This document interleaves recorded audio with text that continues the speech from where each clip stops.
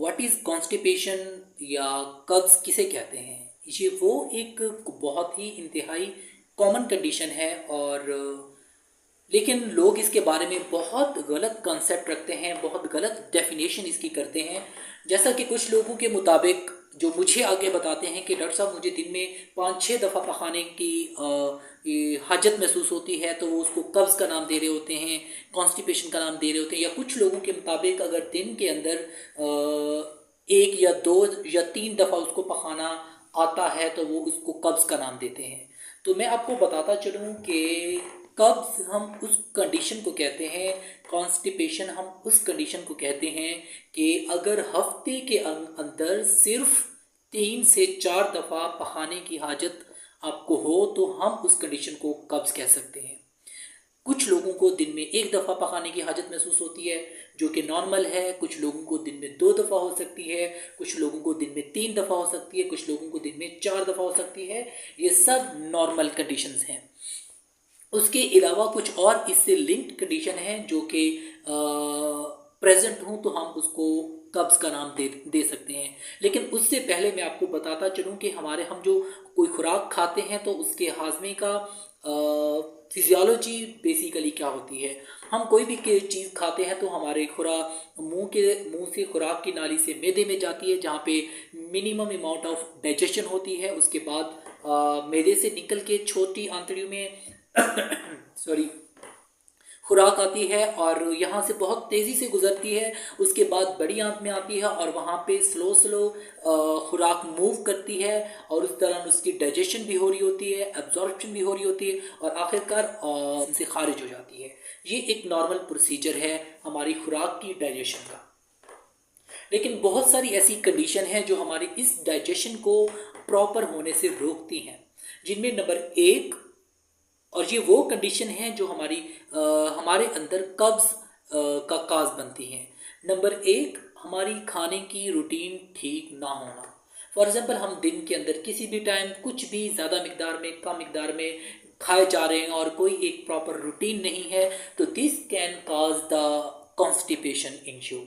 उसके अलावा सेकंड जो बहुत इंपॉर्टेंट चीज़ है कि हमारी खुराक के अंदर, हमारे खाने पीने के अंदर अगर फाइब्रस डाइट मौजूद नहीं है। अब फाइब्रस डाइट किसे कहते हैं? फाइब्रस डाइट से मुराद वो खुराक है जो रेशेदार चीज़ें हैं, और इनमें सबसे ज़्यादा सब्जियां और फ्रूट का शुमार होता है।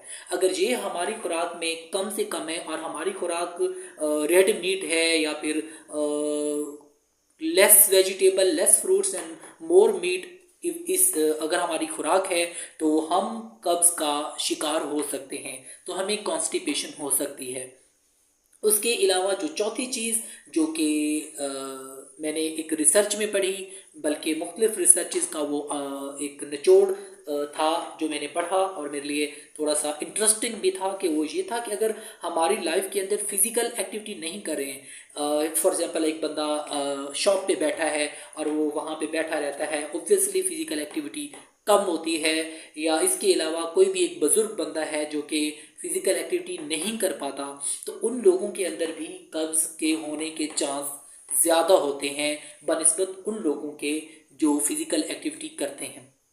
उसके अलावा जो मुल्तान के इलाके की अगर मैं बात करूं जहां हम रहते हैं, और ये बहुत इम्पॉर्टेंट भी है कि हम पानी का इस्तेमाल कम रखते हैं। कम से कम एक दिन के अंदर 7 से 8 गिलास पानी पीना ज़रूरी है। और ये भी ज़रूरी नहीं है कि अगर आपको प्यास लग रही है तो आप पानी पिएंगे। अगर आपको प्यास नहीं भी लग रही तो आपने 7 से 8 गिलास पानी के पीने हैं, ताकि आपके अंदर पानी की मिकदार ठीक रहे और आपका पखाना सॉफ्ट हो सके, हार्ड ना हो जाए। तो ये चंद 4 तकरीबन इम्पॉर्टेंट फैक्टर हैं जो कि हमारे अंदर काज ऑफ कॉन्स्टिपेशन हो सकते हैं। तो कॉन्स्टिपेशन से बचने के लिए हमें इन चारों चीज़ों पे से अवॉइड करना होगा, यानी कि हमें अपनी खुराक के अंदर एक रूटीन लेके आनी होगी, एक स्पेसिफिक रूटीन के साथ हमें खाना खाना होगा, और साथ में फाइब्रस डाइट का इस्तेमाल करना होगा, हमें फिज़िकल एक्टिविटी करनी होगी, और पानी का इस्तेमाल कम अज़ कम 7 से 8 गिलास एक दिन के अंदर इस्तेमाल करने होंगे। ये वो चीज़ें हैं जो कि उसके काजेज़ हैं और वो कंडीशन है जो किसी डिजीज़ से लिंक्ड कॉन्स्टिपेशन या कब्ज़ नहीं है, जो हमारी अपनी कोताहियों की वजह से कॉन्स्टिपेशन डेवलप हो रही है, ये वो कंडीशन थी। अब इनको ज़रा साइड पे रखते हैं। अब मैं थोड़ा सा डिस्कस करता हूँ वो कंडीशन जिनमें अंडरलाइंग कोई डिजीज़, कोई बीमारी मौजूद होती है जिसकी वजह से, जिसके सबब से कब्ज़ हो जाती है। तो नंबर एक जो बहुत इम्पॉर्टेंट कंडीशन है वो ये है कि अगर आपको कब्ज़ के साथ ब्लड आता है, खून आता है, वो पखाने के साथ, सख्त पखाने के साथ खून आता है, और वो खून फ्रेश भी हो सकता है या पखाने के साथ चिपका हुआ भी हो सकता है, डार्क कलर का भी हो सकता है, तो आपको फ़ौरन आपके अपने किसी डॉक्टर से रब्ता करना पड़ेगा ताकि आपकी अंडरलाइंग डिजीज़ को फाइंड आउट किया जाए और उसकी ट्रीटमेंट स्टार्ट हो सके। नंबर दो, अगर आपके पखाने में ऑल्टरनेट होता रहता है, कभी आपको डायरिया हो जाता है, फिर कभी आपको कॉन्स्टिपेशन हो जाती है, यानी कि अगर आपको एक हफ्ता लूज मोशन रहते हैं और एक हफ्ता फिर कब्ज हो जाती है, तो ये आम कंडीशन नहीं है। इसका मतलब ये है कि ये कंडीशन किसी भी बीमारी की वजह से आंतड़ियों के अंदर या जिस्म के किसी भी हिस्से के अंदर किसी बीमारी के सबब से ये कंडीशन डेवलप हो रही है, तो आपको डॉक्टर से रजू करना ज़रूरी है। नंबर तीन, अगर आप पखाना कर लेते हैं लेकिन उसके बावजूद आपको महसूस होता है कि आप ठीक तरह से पखाना नहीं कर पाए, या फिर आपको अभी ज़रूरत है पखाने की लेकिन आपको मज़ीद पखाना नहीं आ रहा, तो this is very important condition. आपको फौरी तौर पे अपने डॉक्टर से रब्ता करने की ज़रूरत है ताकि अंडरलाइंग डिजीज़ को फाइंड आउट किया जाए और उसकी डिजीज़ की ट्रीटमेंट स्टार्ट की जा सके। और इसके अलावा जो चौथी कंडीशन है वो ये है कि अगर आप पखाना करते हैं लेकिन पखाने के साथ आपको ऐसा लगता है कि आपके जिस्म का कोई हिस्सा बाहर की तरफ आ रहा है पखाने के साथ, तो this is also not a simple condition. You must have to contact your doctor ताकि वो आपकी कंडीशन को असेस करे और अंडरलाइंग डिजीज़ को ट्रीट करे।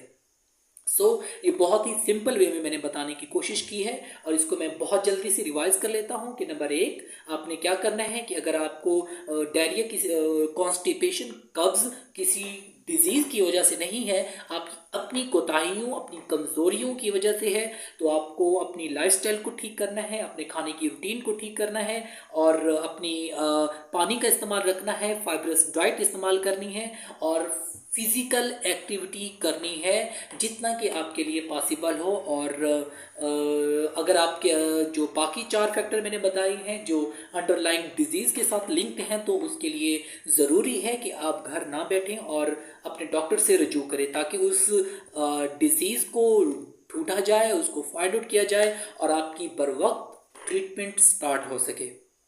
ये एक बहुत ही कॉमन और बहुत ही इम्पॉर्टेंट कंडीशन है जो हर दूसरा बंदा इस कंडीशंस को फेस कर रहा होता है। तो इस पे मैंने सोचा कि आप लोगों की मदद के लिए वीडियो बनाना ज़रूरी है। एक और कंडीशन अभी मेरे जहन में आ रही है कि कुछ साइकोलॉजिकली अगर एक बंदा स्ट्रेस में है या किसी भी किस्म की मेंटल इलनेस के साथ चल रहा है, तो this can also lead to the constipation.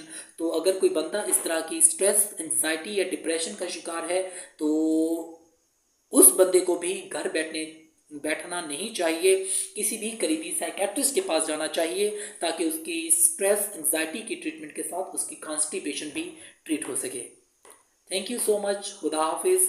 और चैनल को लाइक, सब्सक्राइब करना मत भूलें ताकि आप तक इंफॉर्मेटिव वीडियोस पहुंचती रहें। Thank you so much.